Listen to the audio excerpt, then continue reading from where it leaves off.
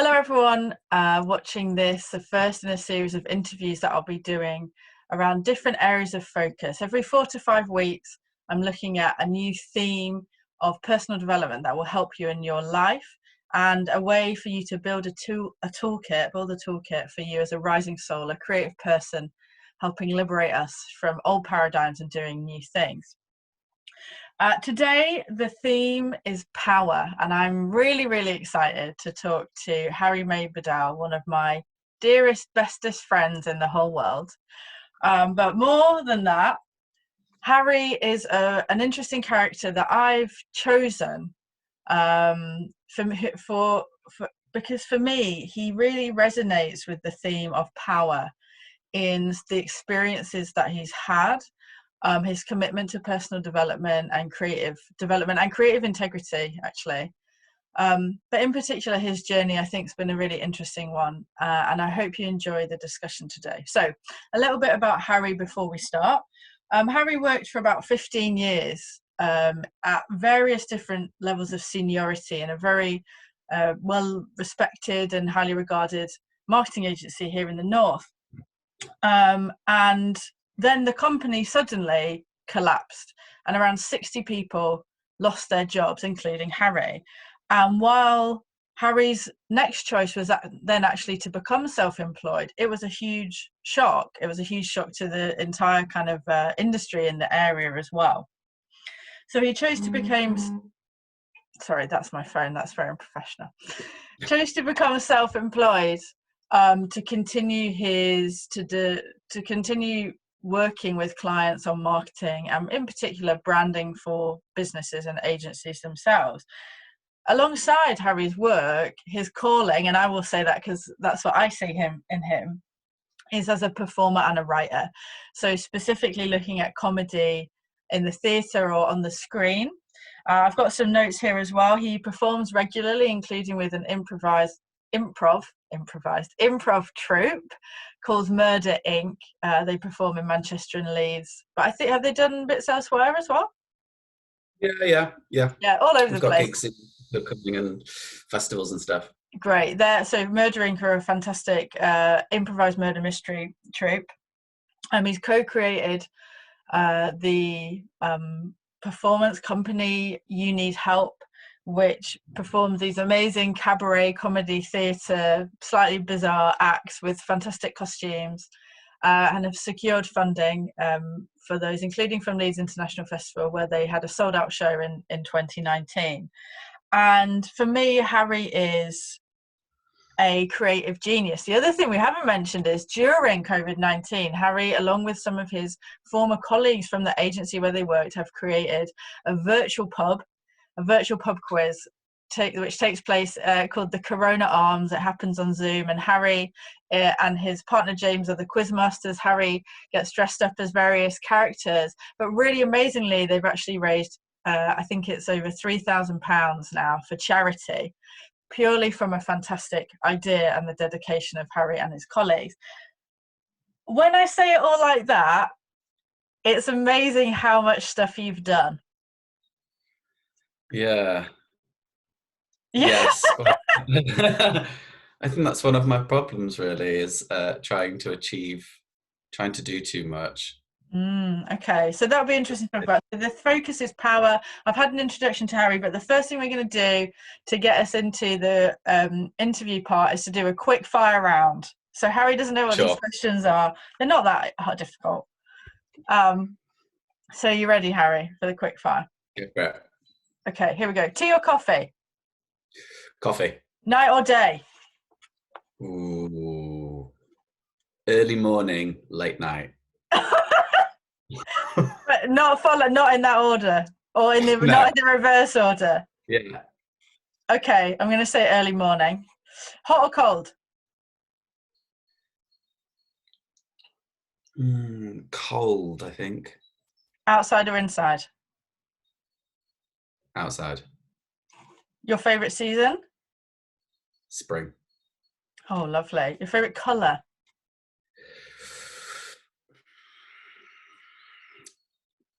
Green, I think, is my favourite colour, but blue looks best on me. Okay. Okay. And the person who you would most like to meet? Ooh.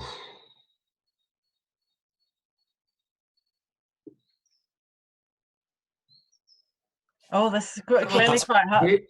really, really hard. Only because I don't care about anyone else. Oh God, I don't know. My fallback is if people don't have an answer for that, I'm just gonna say Oprah, and then. I mean, I would love to meet Oprah. I don't. I think I'd find her really intimidating. Oh, I think. okay. I think it more like someone like who I think I could be friends with. Do you know what I mean? Yeah. Like, Okay. like Kelly Clarkson. I think me and Kelly Clarkson have a great time together. Wow. Kelly Clark. I think she would be so good on a night out, I think she's amazing. I wouldn't think she's she? amazing. She'd be the Yeah. one like going watermelon martinis and then Do getting you know who I'd everyone really, like do on you the know, dance I'd really floor. love to meet Pink. I'd really Pink. love to meet Okay. Pink. So I it's a very really, like I really, girl punk. Okay, so this is the scene, Harry. yeah. Sitting Hit me. outside. We're sitting outside on a nice spring morning. There's a cool breeze blowing. We've both got lovely hot cups of coffee. You're wearing blue. I'm wearing green. And Pink and Kelly Clarkson are here as well, dressed in blue and green simultaneously. And we're just going to have a lovely chat in that beautiful environment. How about that? Sounds fab, yeah. Okay. Are we having brunch? Oh, yeah, okay. Sausages. Okay. So that's going to be the title of my book, Sausages with Kelly Clarkson. I mean, I'd buy it. I'd buy it for sure. Yeah, it'd be very funny. Okay, so what is your response to the word power?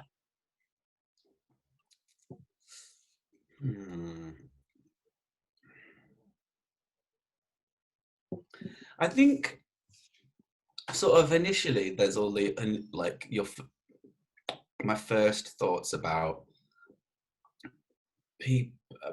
about power structures. So the kind of the first thought is people in power, the government, and I think I have a great deal of mistrust for people in those sorts of those sorts of positions. Everything from teachers and things at school to now governments or corporations. Or I think that I think my first thought is always about a general mistrust of people in positions of power. Because I think that more often than not, my experience has been that people misuse power or misuse their own power in a way that they don't necessarily understand, or they do, or as malicious misuse, such as a Tory government. So I think that that's my first thought. But kind of when I go like the second or third thought is kind of about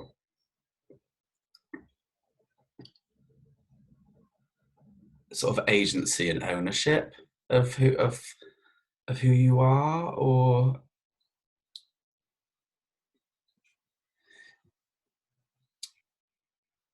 the kind of the ability to exercise your own freedom.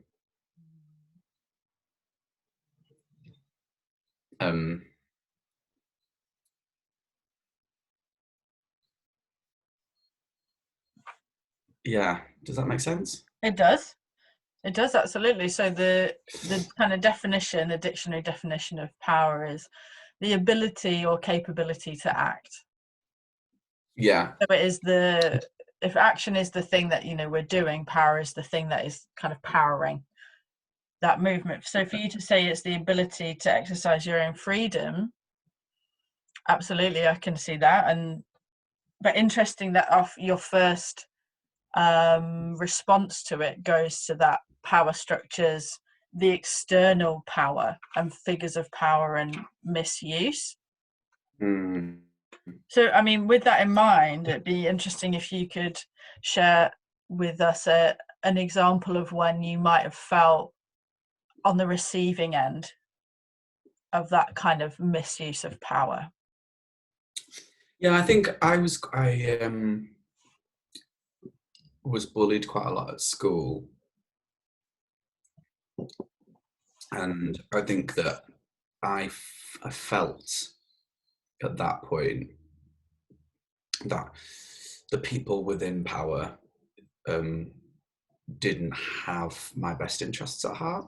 I don't feel like I felt, and I think that that developed a sort of as that as I felt more unprotected, I suppose, by people in power, I then became more mistrusting, and therefore, there's a number of incidents where I was a bit of a shithead because towards people in power, because I didn't value their I didn't trust them, and therefore didn't value their input or their suggestions, or think that that their expectations of me meant anything. Because again, when people haven't met my expectations, as if I'm a vulnerable person, of a child who feels attacked, and the people in power, I feel, are deliberately neglecting protecting me as a child, then I owe them nothing. So I think that quite that formative experience and various other things as a child has kind of established a general sense of I don't trust people in power. And I would say that a number of instances in my life where I've seen people in power and I'm like, you are incompetent in achieving what this role should be achieving, or that the way that you are approaching your power and your use of it is actually being detrimental to the people that you're meant to be leading. And I think there's you see examples of that. So I think it's very easy for me as someone who has sort of quite an inbuilt mistrust of people in powerful situations or powerful positions, to see that mirrored everywhere. Because I think it's very hard to be a person in power and maintain trust and be as supportive and I think it's really hard to be a good leader. I think it's really hard. I think it's hard because once you have power, it's a bit like fire, like it's something that can get out of control very quickly. And unless you can contain it and channel it in a really positive way, I think power can, like fire, it can spread and it can become very out of control. And I think you just see that happening everywhere. And it is. So I was going to say, I wonder whether that's part of it, maybe why on an individual basis sometimes it's quite easy to kind of feel distant from power. Well, your phrase there was people in power, as if power is a field over there in which people stand. Yes, exactly. Rather than perhaps in my personal view, is an attribute that we all have, that we can choose to exercise and we can learn how to work with. We often think of power as a place rather than power as an attribute or even a skill. I think that it takes a long time. Well, it's taken me a long time to understand about my ability to choose. So always feeling like I was operating from a limited number of choices, and I think that sense of a limited number of choices has a sense of like diminished power, that you haven't got all the options available to you. You only have a limited number of options because you're white, or you're black, or you're gay, or you're you're poor or whatever. So it's quite easy to feel like that you have a loss of power within that, because you're working. It feels like people who have power have more options, more choice. Mm-hmm. And I think it takes quite a long time to get to a point where it's taken me time to understand that actually I don't need all the options in front of me, because that's quite a tyrannical situation to be in when you've got too many choices. But that having choice at all is having power. And making a choice about what you want to do with the next best thing in front of you. What's the next best choice is about your own individual power. And I think it's spent quite a lot of time feeling like I didn't have a lot of choices, and therefore didn't feel like a lot of power. So let's talk about that then, because I think that would be interesting. So one of my questions is, tell me a story about a time when you felt powerless. So in this instance, it sounds like, and I would agree with you that the connection between choice and recognizing that having a choice is having power. But tell me a story about feeling powerless.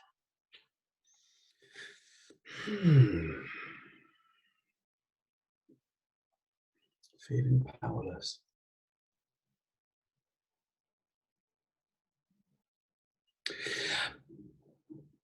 I think so. A time where I felt really lost, and I think that those being powerless and lost kind of go hand in hand, because it's a sense of you don't know where you are, what you can do. You're kind of stuck in a situation. Was kind of post uni. I was like, I'd finished uni and I didn't really know what I wanted to do, how I wanted to do it, and I was in a really sort of confused space for quite a long time. And I felt quite powerless, because I felt like I couldn't make a choice. I couldn't figure. I felt like I was so far away from anything that felt like it was any sort of career or sector or path that was me. I felt so far away from it, and that kind of distance made me feel like I don't know what I'm doing. I don't know what I'm doing, why I'm doing it. I don't know why I'm here. And that sense of kind of it was quite self created, that sense of powerlessness, because actually within it, I kind of, you ultimately just have to do something, do one thing and move forward. And I think that there's that sense of knowing, or this sort of duty to know who you are and what you're going to do, and have a very clear vision. This is what I'm going to be when I grow up, and I am going to fulfill this destiny. And then you arrive at like things post uni, and you kind of go, oh fuck, I don't know what my destiny is, or what I should be doing, or how I get there, or there's all these people over here doing this thing that I'm not part of, and therefore I've done this wrong. I'm wrong because I haven't figured out what I'm going to do with my life. I think that sense of purposelessness has made me feel really, really powerless at times, because you kind of go, I have no power to be able to propel myself into the thing that I want to do. Mm-hmm. And I think so.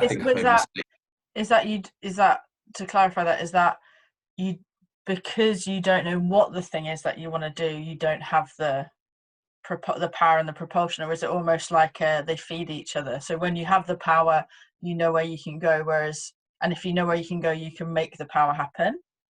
Yes, I think it is cyclical. I think when you feel like you haven't got a sense of purpose, or you don't know what you want to do, that's you feel really powerless within yourself, because you're like, I have nowhere to go. I don't know where I'm pushing myself. I don't know what choices to make. But that, I think that's the thing, is that you self-limit all of your choices. So you kind of go, well, I haven't got any choices because I've got nothing. I don't know what I'm doing. And therefore you create your own powerlessness. And I think I felt that a lot after university. Mm-hmm. And then I sort of slowly was like, well, kind of convince yourself that you're going one direction, you sort of slowly start to figure things out, and whether it's the right thing for you or not. I was able to I managed to find a job, and then things didn't work out, and then things evolved, and then I ended up falling into this into marketing, and ended up at Brass, or Bram as it was in that time. And so I think it was a slow evolution of trying to just make a choice. I'm gonna go over here and do this for a bit, and then I'll figure out what it was. So that where I want to be. So that was a sense of, there was a lot of me kind of sitting around not knowing what to do, and people telling me, you need to be phoning people, you need to be doing this, you need to be getting CV, and me feeling like had no sort of power or choice within it. It was so I felt so useless. Yeah, it's interesting that you recognize the kind of self-creation aspect in there.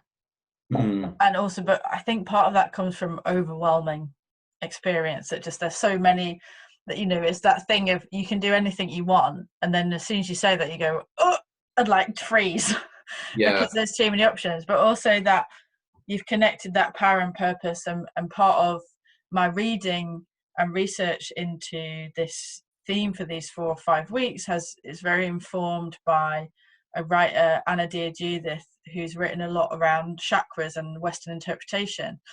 And one of the things she says is that power needs to be directed towards a higher cause, because otherwise it just kind of burns itself out, and it stays in this very low state where your power is being used for kind of essentially really pleasurable like hedonistic activities, but it's not actually driving you forward. So your analogy of the fire, I think, is really, really interesting, because it's associated with third chakra as well, which is a very kind of fire and light and sun type vibe.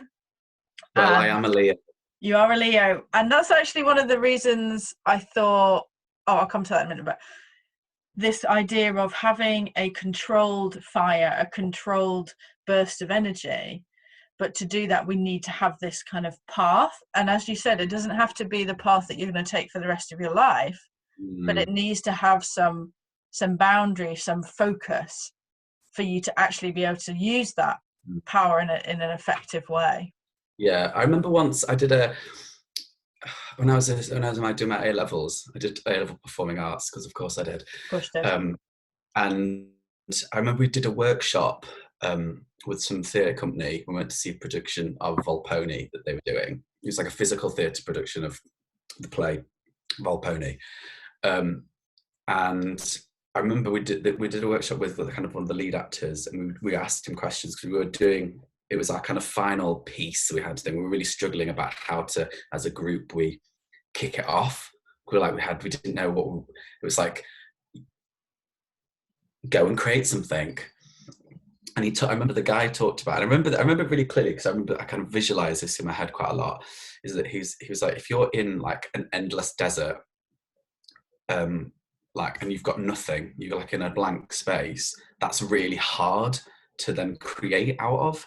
Whereas if you're in an endless desert and then suddenly there's a brick wall, well, at least you can create something, because you can channel it against the brick wall, you can bounce off the brick, you could climb over it, you can go around it, you try and smash the wall down. So I kind of always remember that as a sort of a little trick to think, when I feel like I'm like there's too many options, or that it's so open, create a barrier, because I think sometimes that helps you channel like if you can do anything, it's really easy to do nothing. So I think actually, if you can create a challenge or a barrier or something for you to focus your energies on, off that can spring, a lot of creativity or ideas. You've got somewhere to channel that energy and that power, I guess. So I always remember that as a little trick in my head when I think it can be really useful creative things, like create a problem, and then I like that see view where as the well. problem. It's not that you're trying to, it's not the same as in kind of, oh, set yourself a target like a SMART goal. It's, you're not trying to, you're setting yourself a barrier not so that you can overcome it, but so that you can respond to it. Yes, yeah, Rather than it being a kind of quite a dominating or a power over. Anna Judith calls it power over. It's more like you respond to it, so then you have to find the thing in yourself, the power within yourself, to actually take some action. Yes, exactly. Because I think it's the inaction. It is where I think that sense of power can easily dissipate. You don't do anything. You kind of, you feel your power kind of diminish. Whereas if you go, okay, I'm gonna bounce off this wall for a bit, for half an hour, and see how that makes me feel. It's easy to create something, and you go, right, well, there's something, and I'll go this direction. So have something to stimulate you. I really remember that moment, like, as a sort of a beautiful visual as well. It is a really good, like, I can see it just ping up in the desert. Yeah, and I think that's why I kind of really remember the visual image in my head really strongly. And that was when I must have been 15, 16. That's great. It's the power of good teachers. I mean, yeah, and I don't know, I can't remember the guy was, or what it was. I can't remember the production, but I just remember that workshop. I remember him, like, me asking the question, him giving me that answer, and me going, yes, that is what it is. Great. That's really cool. So we've spoke a little bit there about powerlessness, and I think some really interesting ideas from there. So on the flip side, what about a time, or tell me a story about feeling powerful? When you were like, yes, or whatever power means to you. I think, so I'm just going to the window. I think when like a few years back, I went from working full time and went back to, I'd been working full time since I was like 21, and probably because it took me like a year to figure out after uni to kind of finally get a full-time job. So after that, I've been working full time, no break, and not gone traveling or anything like that. And whatever. I went in across that time. I'd seen loads of people, like all my kind of friends from closest mates from work had all had babies, got married. Lots of them had, they had maternity leave and all that sort of stuff. And I'm not having kids. It didn't, that wasn't happening for me. So I got to a point where I was like, I can't just keep doing this. I don't really want to work full time. Like, there's other things that I want to do, creative stuff, great projects. So I ended up renegotiating through various sort of things. I'd been offered another job that I was umming and ahhing about whether to take, and I was doing a coaching thing at the time, and they were like, one of my friends was like, well, what's the other option? I was like, what do you mean? She's like, well, what's the other option? You take the job, but you're umming and ahhing about it. You stay where you are, but you don't want to do that. So what's the other option? And the other option was, I was like, well, I want to do this third thing over here. And she's like, well, why can't you do that? I was like, well, I need money. And she's like, well, how do you enable yourself to have the money and the time to do that? Which was ending up to reduce my time at work and kind of renegotiate my work situation. And it sort of all happened very quickly. I was like, the next day I spoke to my boss and was like, this is what I want to do. Spoke to this job that offered me a job, kind of spoke to them and said, look, I'm not going to take the job. Here's why. This is what I'm going to do. And it all kind of happened quite quickly. So it wasn't until it kind of actually happened that I kind of realized that I'd managed to take control of a situation that I felt really stuck in. I was so like conflicted because I was going, option A, option B, option A, option B. And actually it was like option 3, somewhere else. The third way is what I sometimes call it.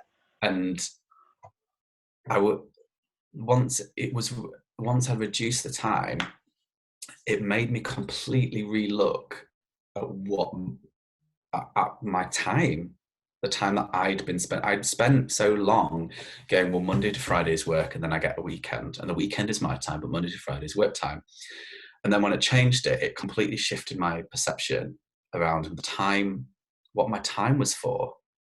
Because I was like, well, actually, I've spent so long thinking that Monday to Friday is work time, and then Saturday, Sunday is my time.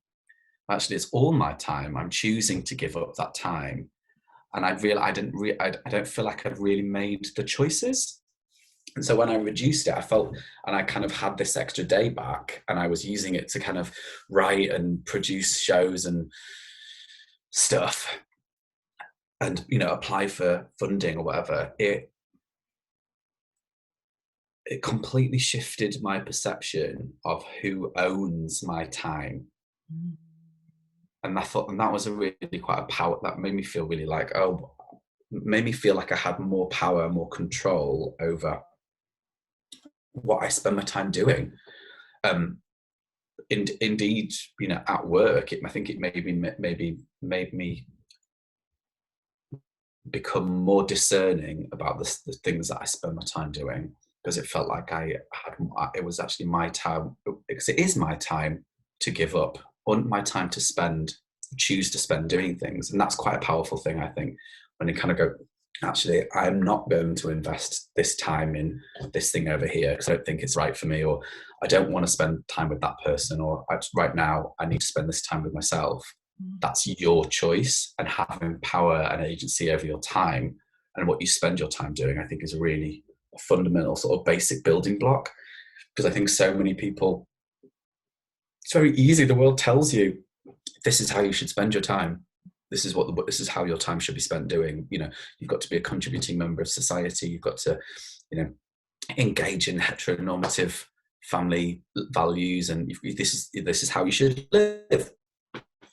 So you kind of take that as read, and then until you sort of start breaking that down, you realize that that's in all a bit of an illusion. Actually, you have much more choice and ownership. And I think I kind of bump into people all the time where I think, you haven't really made those choices. You've had those choices made for you. And I think power can be really, power is about making a choice to do what you want to do with that time that you have available. So I think that was quite a powerful moment for me to realize that. And it wasn't until I was like in my like early 30s that happened. So it's taken me quite a long time. I think it was really sort of, oh God, moment, sort of epiphany about the power that I had of what I want to do with my time for the rest of my life. Yeah, good. That it's very interesting. The idea of, I think, linking together the choice, but also recognizing that it's not, I think it's Eleanor Roosevelt said, no one can hurt you unless you give them your consent, or something like that. And I think it's similar in some instances with power, is that if you kind of give up your power to someone, and that might only be cognitively, it might not be physically, it might just be in how you perceive your life. It's very easy to do that, and we are encouraged to do that. And actually, I think sometimes it's just more chill to do that. Like, someone else is in control of when I get to work, when I leave, when I have my lunch break. On Sundays we do this, on Mondays we do that. It's very like regimented, and there's a kind of I think maybe perhaps there's an ease there which we enjoy, of just not having to think about making decisions for ourselves. Yeah, because it can feel overwhelming to make decisions, of course. And I really empathize with that decision fatigue idea. But for you to say it kind of completely shifted your perception over who owns your time, by a very sort of simple act of you saying, actually, I can choose something else, I can suggest something else, I can control and influence this particular option. Yeah. That's really interesting how that generates so much power. And from my perspective, kind of knowing you, I guess, after that had happened, or just as when that was happening? Just about, really, yeah. I think it did.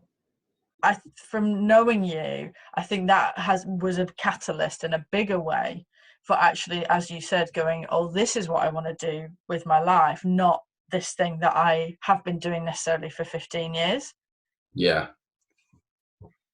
It's quite intriguing. So, and to move on, I think one of the reasons when I'm sort of selecting people for these interviews, I am going quite intuitively as kind of what feels right. And as I said at the beginning, one of the reasons for asking you to be interviewed is because, for me, I think you are very good at doing things.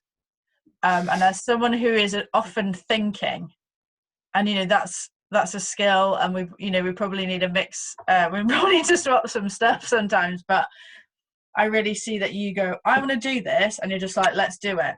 I know that sort of 5 days later you are going, am I doing the right thing? But for me, your ability to kind of just get on with it, I find that quite powerful, and I feel for me that kind of indicates a power there, which is quite exciting. I don't know if it'd be cool if you can respond to that. Obviously, you can just blush and go, shucks. I mean, it's interesting you say that, like, because I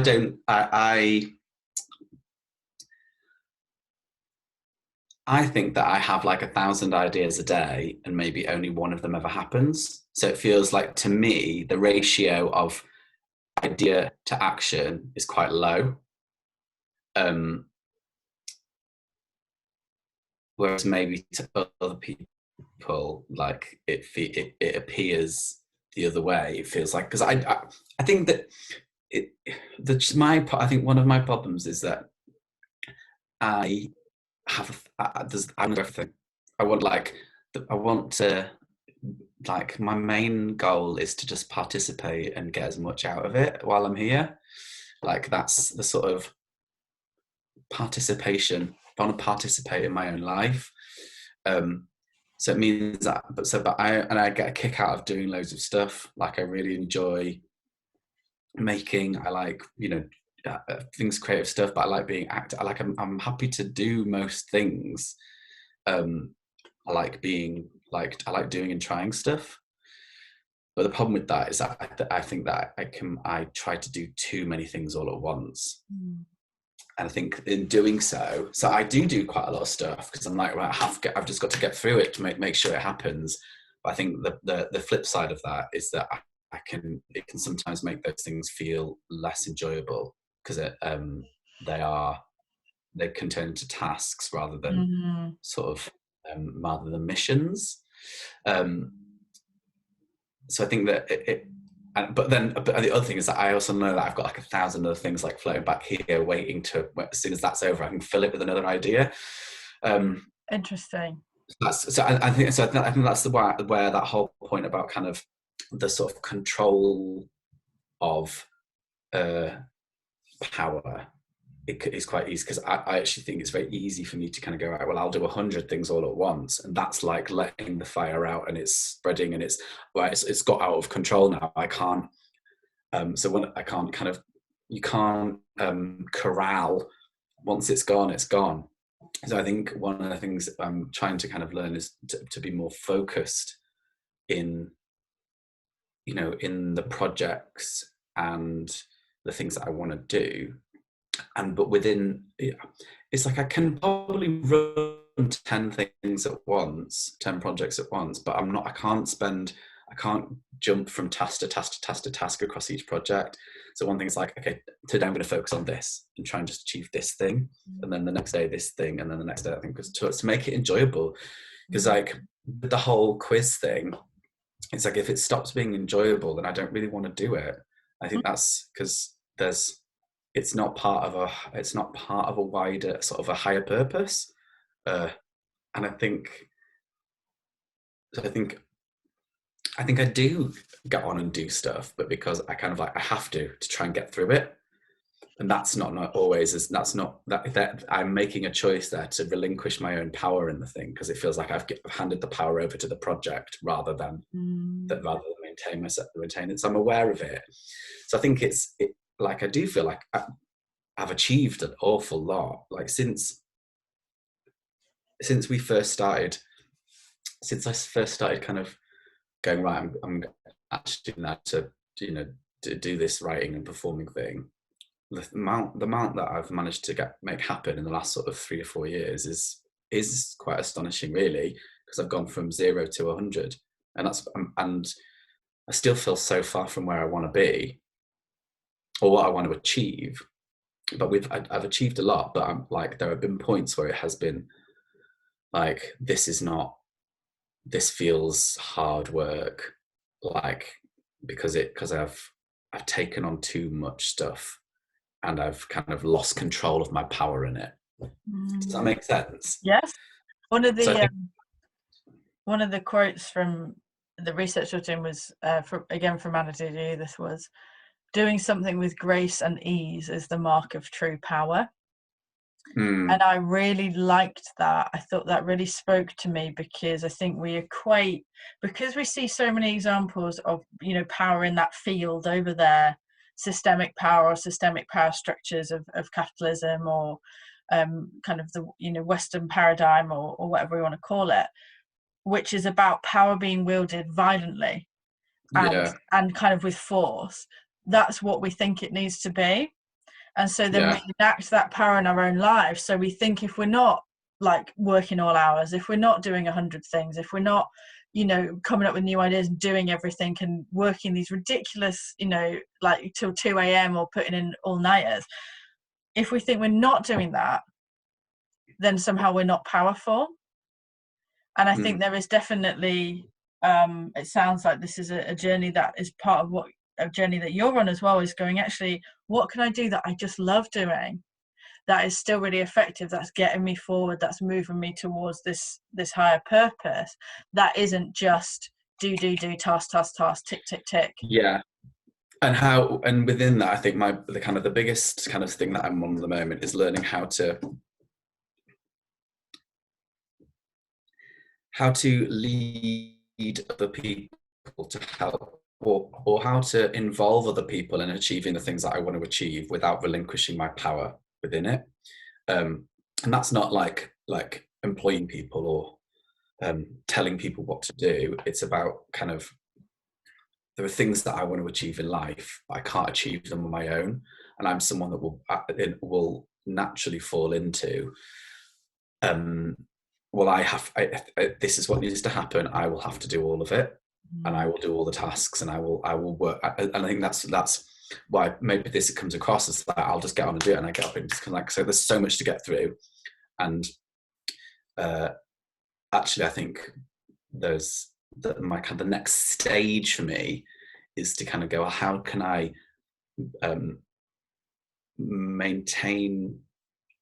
achieve what I want to achieve, maintain power within that, the power over that idea, or power within create or delivering that idea or bring it to fruition, but also know that I have to involve other people in the process, and I have to bring those people on me and on that journey with me, and I have to find a way to communicate effectively when things don't go how I would like them to go, or those challenges or conflict on them. I think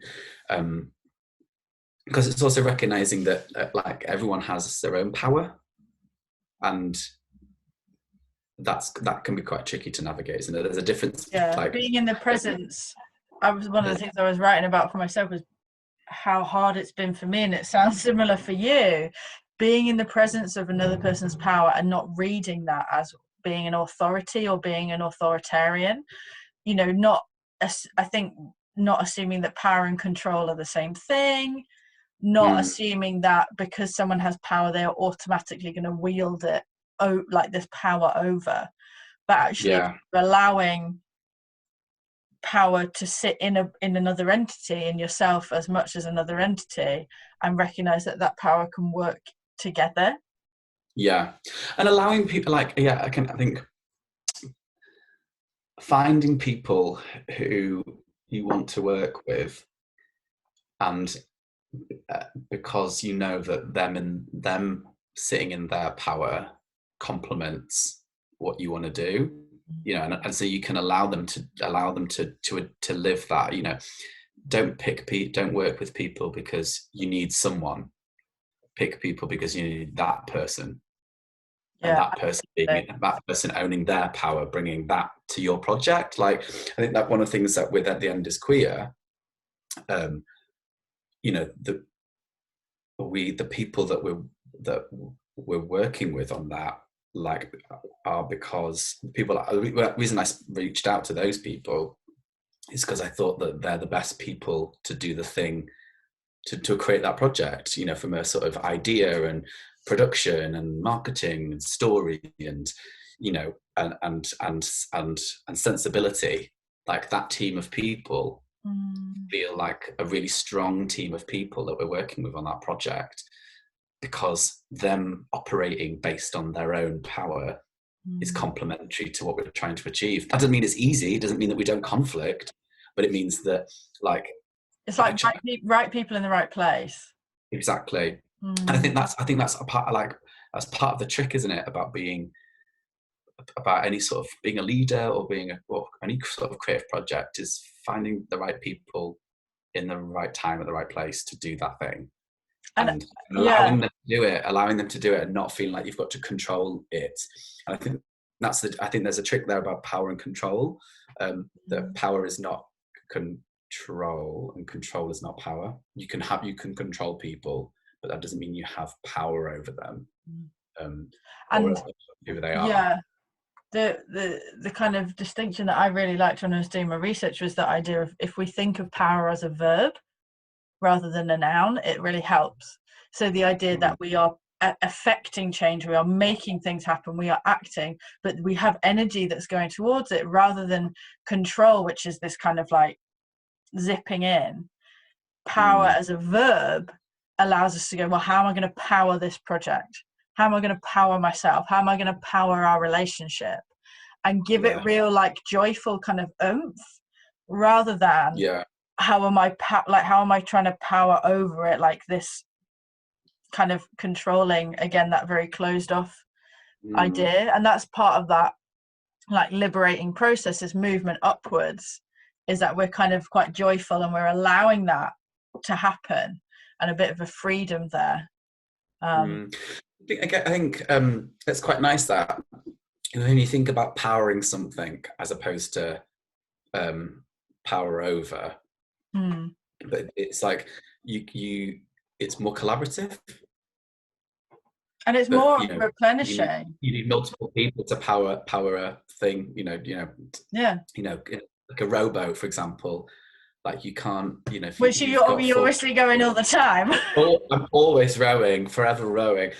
So, like, you know, you have to have 4 people powering that boat. If it's, you know, that it's a much more collaborative thing. You all have to meet each other in that level of power in order for it to propel forward and achieve what you want to achieve. So it's much more collaborative to think about it that way, I think. I find it much more replenishing as well, because you know, for you to be powering something, I have to, if I need to get in that rowboat, if I haven't had my breakfast, then getting in that rowboat is not an option. So it means that we can then go backwards and go, oh, actually, what do I need to take care of myself before I move forward with a project? Or, you know, I know we're talking about creative projects, but very much in my mind, creativity is anything. So the creation of a relationship or a house or a baby or whatever. It's kind of, I need to make sure that I'm all right, because otherwise I won't have the ability to power this thing and move it forward. I think that's can be quite tricky when you're working with other people in a creative project, where if you that was the sigh of experience. And I'm just thinking, like, it's quite I think sometimes I think because I'm quite like, let's get on and do, that like me kind of moving into that sense of power or trying to power things, I think I can sometimes worry about it feeling quite dominating, and kind of, I think that second guess how much how much I should, well, what am I saying? I think sometimes when you kind of feel as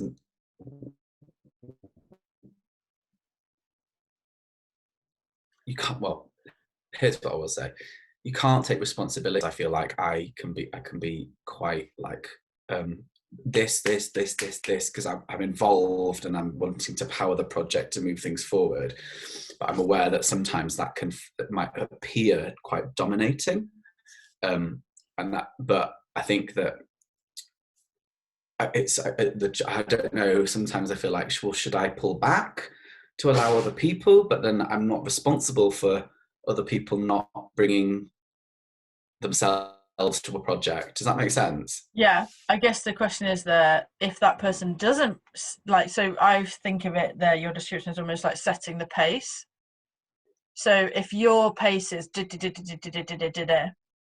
if that person's pace is different, I guess it's whether you're going to get annoyed about that.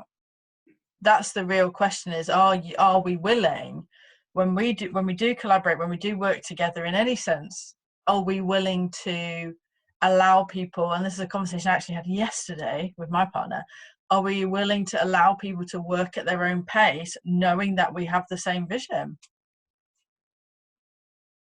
knowing that we're all powering towards it, but perhaps in different, if we've got different roles in that project and that different creative act, we're all powering ourselves forward, but we might be moving at different paces purely because that is the nature of our personality, our energy in that season, in that year.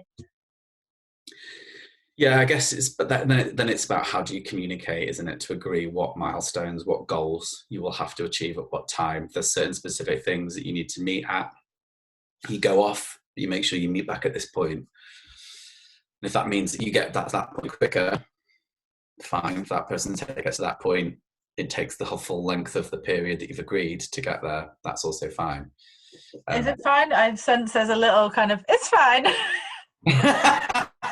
Fine. It's fine if you do it in the actual length of time, but I'm going to do it in half the time.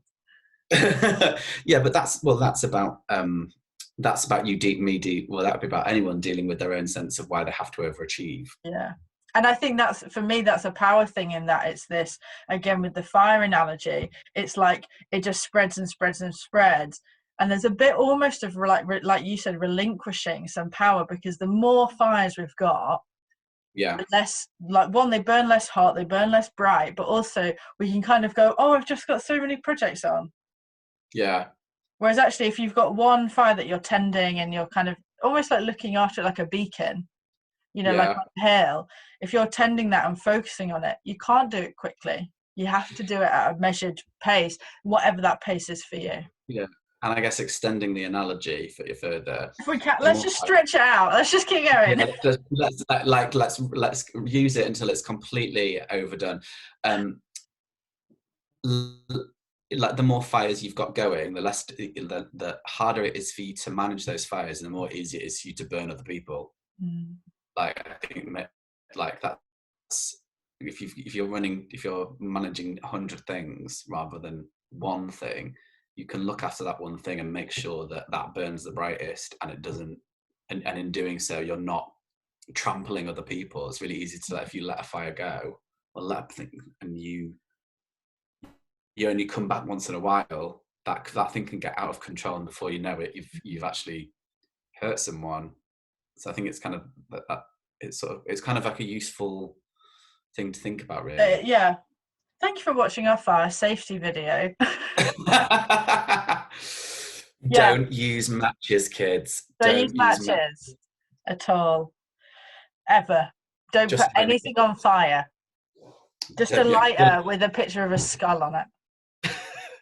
So, two of the things that I asked you to get to, two things for this, and both to do with power. The first one was a song that you it spoke to you in terms of power, and the second one was an image. So I would love to, let's first of all talk about the song, and I'll write it down. So what's the song that kind of is power to you, feels that?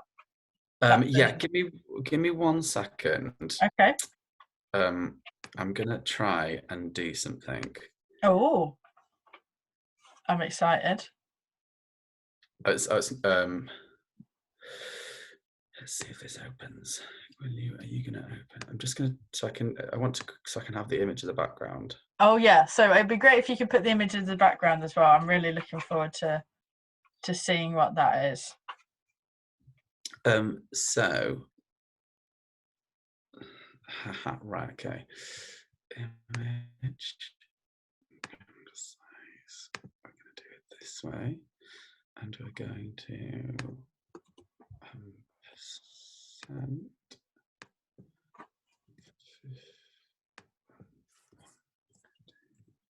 This is me with pink and Kelly. That's what the picture's going to be, right? Yeah, something like that. Hold on.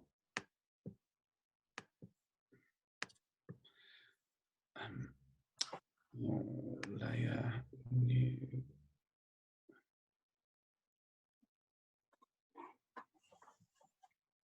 This looks very complicated, Harry. Yeah, sorry. Bear with me 1 second. Is this an example of overachieving again? How dare you say that about me? And yes, it totally is.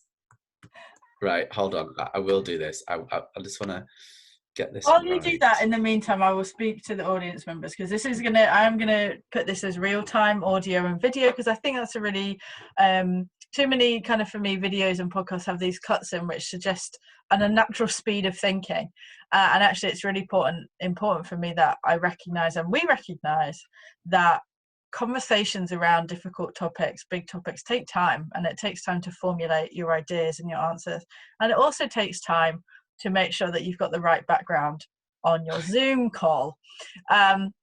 There are a number of other pieces of information, resources that I'll be sharing, including a really great blog post bringing some of these ideas together. And towards the end of the 4 or 5 weeks, there'll be a webinar where you can join in, learn more about this topic in a personal way, and particularly expand upon some exercises and tools that you can use to build your toolkit to help you with this area. There's a group coaching, a discursive coaching option for that as well, if you feel intuitively that this is an area that you need to work on in your life. And I'll put all the information about those in the comments below, or if you're listening to this from my website, it will be in the blog post. Harry, are we able to... Right, so do you want me to talk about the song first? Yeah, so the song that for you is like power. So it's interesting that you asked me about music, because when last November, when I got made redundant, so before it all happened, I was not in a particularly great place for work anyway. And so I actually... Yeah? You put your hand up? The recording, the sound just went really crazy, so it was very loud. Are you okay? Yeah, I'm great. Okay. So I wasn't in a great place work-wise. I was feeling, and there was lots of stuff going on, so I was feeling really like powerless actually within that situation, and I was feeling really angry at certain people and at the situation, and frustrated, and I felt stuck, all those things that, you know, I think when you feel powerless. So weirdly, I actually at that time I put a playlist together on my Spotify that was called Powerless. Wow, okay. That had, on it I started just putting songs that made me, gave me a sense of power when I listened to them. So it reminded me that actually there were songs that helped me remember that I was making a choice, and that I was making, and that I had the option to choose something different. I had power to do something different. And so that's kind of been, I've actually it's been on my Spotify for a while, so I could immediately go to that, which is quite useful. I'll get the link off you, because it'd be cool to share that with people as well. Yeah, I mean, there's some nonsense songs on it, but it's just songs that Listen, kind of Kelly make. Clarkson isn't nonsense, Harry. You've got to like, she it's she right is here. she is on the list. But the song that I've chosen is by, hold on, let me see if I can see the name of the guy. It's by, hold on, I can't, hold on, come on here, Andrew WK. Yeah. And have you heard of He's him? quite famous, yeah.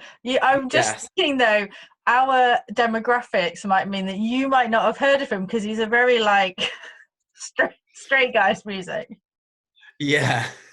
Well, it's a track by Andrew WK called You're Not Alone, and it's the last track on his album that's called it's called You're Not Alone, I think, maybe. Okay. No, it's called You're Not Alone. And it's like very like nonsense, but the it just makes me, when I hear it, it kind of, the lyrics really remind me about my own sort of ability to like whatever journey that I'm on is my journey. If that Oh, makes sense. great. Yeah, yeah, yeah. I like that. Oh, okay. I'll put that as part of the a Do you want link me to to it. So play it? I don't know what the sound quality is going to be like, but I mean, this is a we can give it a go. Why not? In the spirit of creative endeavor, let's Yes. just play a little bit of it. Okay.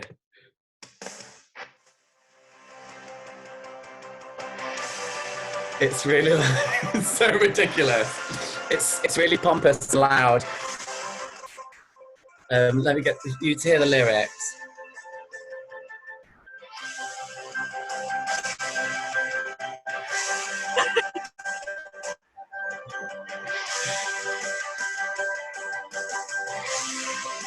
Oh, hold on. Oh, this is quite.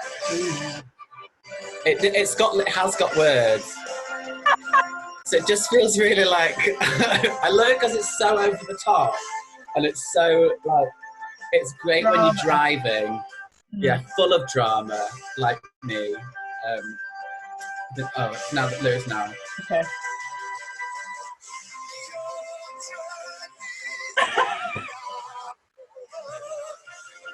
That's awesome. I love that. That's great. So yeah, That's great. I like that's very as epic. Yeah, it's really epic, but it's like, it's one of those things. It's like a theme, like an anthem song. Like if I was going out like on a gig or something, and if I put that on beforehand, it makes me go like, it's like, yes, like, love that. This is what I'm doing. I might fail at this moment, but that's the journey. We're all on that journey. You're not alone in feeling shit, and you're not alone in feeling great. Like, that's part, that is, make your dreams your destiny. Oh, I love that. I love that. Thank you for sharing that. Okay, and the other one I asked was for an image, which of course the overachieving Harry has. So Harry, would you be able to put that image as your background on Zoom? Because I think that'd be good fun if you can. I'm going to try and achieve that now. Is it going to work? I hope. Will it? Oh. Yeah, that's awesome. Can you see it? Yeah, so if you move that way. So just for people who may be listening, it is a white background, and Harry has got a poster, a blue poster. Now I know this person's name who makes this poster, but Harry, you'll have to remind me. Yeah, so this is a print by Anthony Burrill, and I have this print. My mum bought it for me for my birthday a while ago. And it's a pale blue. Well, it's a sort of turquoisey background of the print, and then in a couple of different, or two different typefaces in big black font, it says the phrase "Think of your own ideas." Yeah. So I struggled with the picture because I was a bit unsure. I was like, oh god, there isn't like a lot of like visual imagery that makes me feel better. It's not because I listen to music so much that I was like, that's really obvious. But like, I don't like have a lot of I don't know, there's nothing that's kind of and so there's like a couple of things that occurred to me. I've got a photograph on my desk that's from when I was at uni, and it's when of me in a dance performance where we went to Leeds by award-winning choreographer Gary Clark, and we went to it was one of his first pieces, and we did a dance show, but we did like an excerpt of it at Leeds Gallery, and we turned up at Leeds Gallery in jockstraps with penises drawn on our chests, and we danced around. And I have that on my desk because I like that. Always reminds you to kind of just be a bit radical. But like, which I have that, but I didn't want to use that. This is something my mum bought me, and I reason I picked it is because actually at first I found it quite tyrannical, because I was like, oh god, it's so much like. I really like it, but the idea that it constantly, when I wasn't doing stuff, when I was really quite depressed and wasn't really doing anything creatively, it just kept reminding me that I wasn't. But then once I actually started to do stuff and was like, no, I'm gonna do this, I'm gonna create a fucking weird show and put it on and have to dance around in capes, and I'm gonna do it again, and I'm gonna do it again, and I'm gonna, I'm going to go and do some improv, and I'm going to go and write a show, and I'm going to apply for funding. And like once I started doing those things, it sort of took on a different meaning. It felt less tyrannical and more like it was sort of like a reminder, a call to action. So I found it was that's the reason I picked it, because I felt like it went from being like a constant daily reminder of that I wasn't thinking of my own ideas, and actually now I'm like, I've got loads of things to do, and actually it's quite a nice reminder to turn ideas into action, and think I like come up with ideas and just see where they go. And I guess that which is quite sort of powerful, I guess. Yeah, I love that. It looks great as well. What a great picture. It's so good. That's really fun. Thank you so much for sharing that. What I'll do is I'll get a copy of that image as well, so I can put it on the poster, or a link to. Did you say Anthony Burrill? Is that his name? Anthony Burrill, yeah. So he's quite famous. Yes. I've seen his work so many times, I can never remember his name. So I'll put a link to his work as well. Thank you, Harry. That was, I love those things, and I'm gonna have to go and listen to that Andrew WK song and just be like, power. Yeah, definitely. I mean, I thoroughly recommend it. If anyone, like, if you're ever feeling like really like you just need a reminder about how to be, like, how powerful you are in the universe, like that's the song that does it, I think. I love there's that. a couple of other really good on the album, a couple of sort of spoken word interludes. There's one that I listen to because, like, life is hard, life is intense, and life is a big old challenge, and it is a mountain to climb, but that, like, it's something ultimately that we're worthy of. And if you just keep going, and that's, he calls it, like, that's what partying's about. But it's like, I just think that concept that no one ever said it was going to be easy. No one ever said it wasn't going to be intense, and that when it feels intense and it feels too hard and it feels like you're lost in it, that's what life is meant to feel like. You're doing it right. If you feel sedate, that's not right. It feels life is intense. It's up and it's down, and that's quite. I think that can sometimes remind me to, when things aren't going right, to not feel powerless within those moments. Thank you. That's lovely. So finally, just before we leave, it'd be amazing if you had any, I guess not necessarily tips is not a great way to describe it, but if someone was watching this or listening to this and recognizing in themselves that power, and in particular personal power, was something that they intuitively knew something wasn't right for them, what would you recommend? Just one thing, let's say. What would you recommend they do, or they think about to help them on that journey?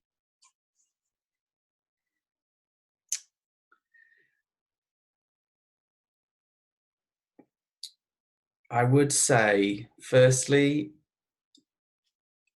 like, relax. And then I think the second thing would be start. I think if you're in that situation, you probably know something, or you have an idea, an inkling of what you want to do, or how you want to move forward. So I think start, and then see where that goes, because I think I think that's where the power comes from. But that forward motion, just do something that's going to move you, even if it's just a slight degree towards something. The next bit, just start and see where the journey goes. Because that's, if you wait for it to present itself, or if you wait for the plan to be perfect, or if you wait for all the stars to align, you're going to be waiting for millennia. It only happens once in a million years. So you can either wait and hope that it's going to be different, or you can start, figure out how it's going to be different along the way. Great. Yeah, great. I love that. Thank you, Harry. Well, it's time now to leave our beautiful spring morning, sitting outside with our coffee. Our coffee's been drunk. It's turning into spring lunchtime. And now start. Yeah, it's nearly, we've eaten all the sausages and it's time to maybe think about lunch. Curly Clarkson and Pink, while they have been quiet, they have been attentive and they have been listening to everything that we've been saying. So we'll wave goodbye to them now. Bye, Pink. Bye, Kelly. Bye, spring morning. And we'll come back into this world. And I just want to say, Harry, thank you so much for your time and your energy and your wisdom, and for sharing your thoughts with me and with everyone watching and listening about power. And I am so proud to call you my friend. So proud to call you my friend. And thank you again. Is there anything you would like to promote quickly at the end? I'll put some links down, in the comments or whatever, but I mean, everything's kind of on pause now because of this whole situation, but I would encourage you to go check out the project that we're working on called The End is Queer. You can see that at theendisqueer.com. And information about that project that hopefully will be coming back in some format later in the year. If you also wanted to check out my comedy theatre show with my collaborator Jessie, you can do so at You Need Help Show or youneedhelp.co.uk. And that's probably about it, really. Okay. You can come to the quiz on Tuesdays at the Corona Arms. On Instagram, we're doing it on Instagram Live on a Tuesday, and also there's a Zoom virtual pub, and we're raising money for charity. So if you want to come along to that, follow us on Instagram. I will put the links to those below so people can go. But thank you once again, Harry, and very much appreciate your time and your energy. Have a great day. Okay, thanks. Bye. Bye.